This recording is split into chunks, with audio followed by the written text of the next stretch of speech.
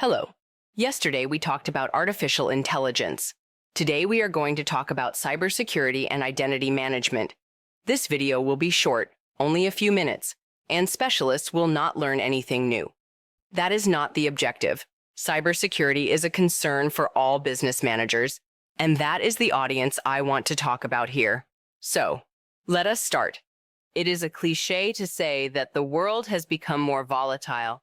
Efforts to reduce interdependency in technology, like the European Union's move to decouple from China, might in the long term increase risks rather than mitigate them.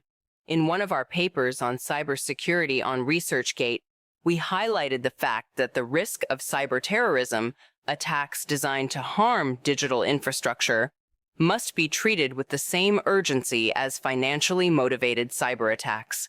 Indeed, companies, including small and medium-sized enterprises, often assume they are not prime targets and may hesitate to invest in cybersecurity. However, when a digital marketplace is targeted, not for ransom or abuse, but to disrupt infrastructure, all participants relying on that marketplace, big or small, are affected. Alarmingly, statistics show that 60% of small businesses fail following a major cyber incident. State and non-state actors typically exploit human error to steal credentials via social engineering. In this episode of our podcast series, we will explain the fundamental concepts of digital assets and cybersecurity in a not-too-technical way, so as to contribute to better awareness of the risks and how to deal with them. Let us start with the concepts of digital identities and credentials. These must ensure authenticity. That is not something new. Credentialing systems have existed throughout human history. From Bronze Age seals to modern digital tokens, the purpose remains the same: verifying authenticity. Digital tokens, like physical ones, can be copied, leading to identity theft and system breaches. Systems also need credentials. For example, when logging into your bank, you interact not with a human, but with a secure digital system.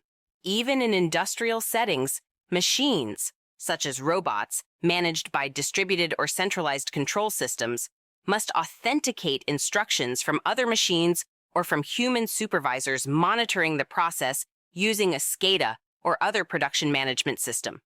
Indeed, proper machine-to-machine authentication has become as critical as human identity verification, especially because machine-to-machine communication protocols are often non-encrypted, and, hence, it may be easier to compromise the network.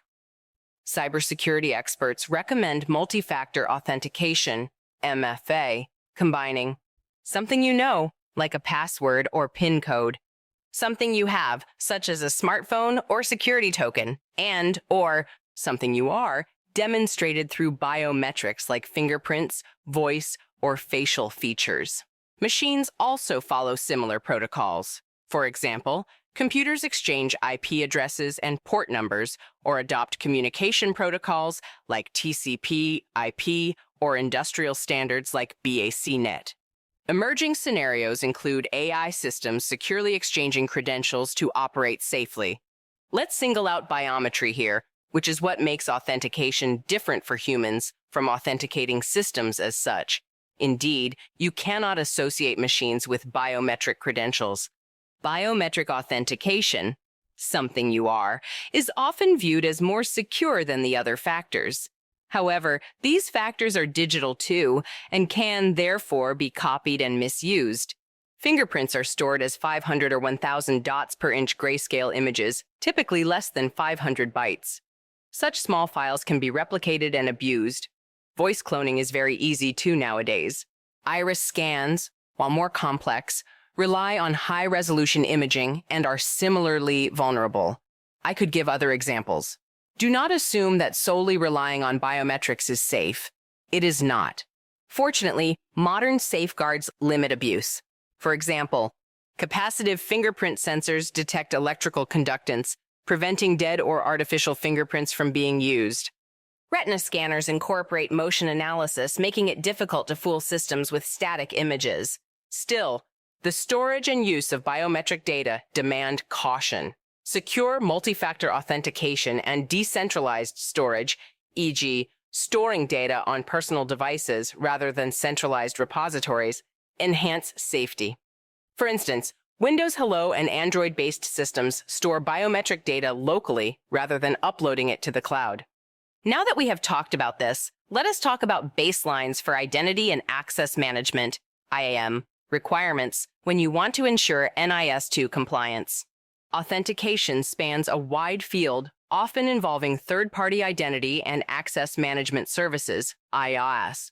Organizations must collaborate with these providers to establish secure baselines. Such baselines will usually revolve around the following: federated ID management, multi-factor authentication using biometrics or one-time passwords, OTPs, and secure single sign-on, SSO solutions. For all of these, there are baselines, minimum standards or best practices that should be used when you embark on a plan to ensure compliance with the EU's NIS2 directive, which sets clear requirements for identity protection. Okay, we talked about how to authenticate identity. Let us now talk about data and message integrity. Ensuring both physical and virtual infrastructures are safe hinges on identity management. While trust in endpoints is vital, man-in-the-middle (MITM) attacks can still compromise encrypted messages. This is why authenticity and integrity are related but separate issues. The good news is that cryptographic principles mitigate the risks related to integrity very well, thanks to well-established principles and solutions, including but not limited to. Kirchhoff's principle tells us that we should always assume adversaries understand encryption algorithms, and that is why it is of utmost importance that the cipher or encryption key, or key pairs in most cases, must remain secure. The Diffie-Hellman key exchange mechanism establishes an intricate mechanism to ensure secure keys can be exchanged over a potentially unsecure network. Hence, it is used to establish shared secrets to protect message integrity. Finally, advances in hashing allow rapid verification of message integrity, aligning with secure protocols like TLS 1.3. The EU's focus on ICT governance complements market-driven advancements, ensuring confidentiality, integrity, and availability of IT systems. We should, perhaps, say a few things about quantum cryptography.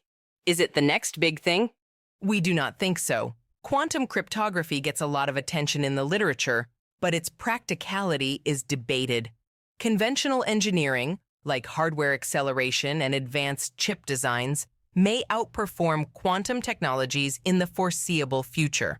For instance, NVIDIA's new superchips exemplify how semiconductor advances sustain computational progress without relying on quantum breakthroughs.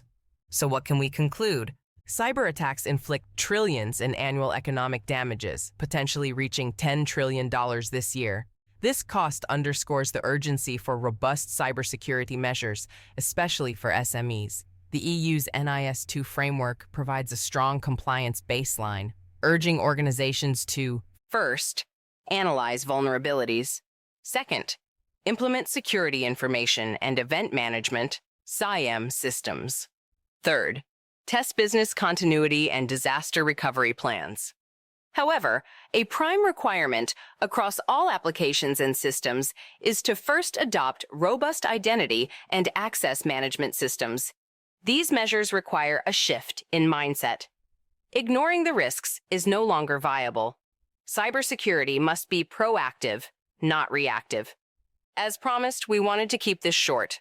For more detailed information, you can have a look at the papers on my ResearchGate site.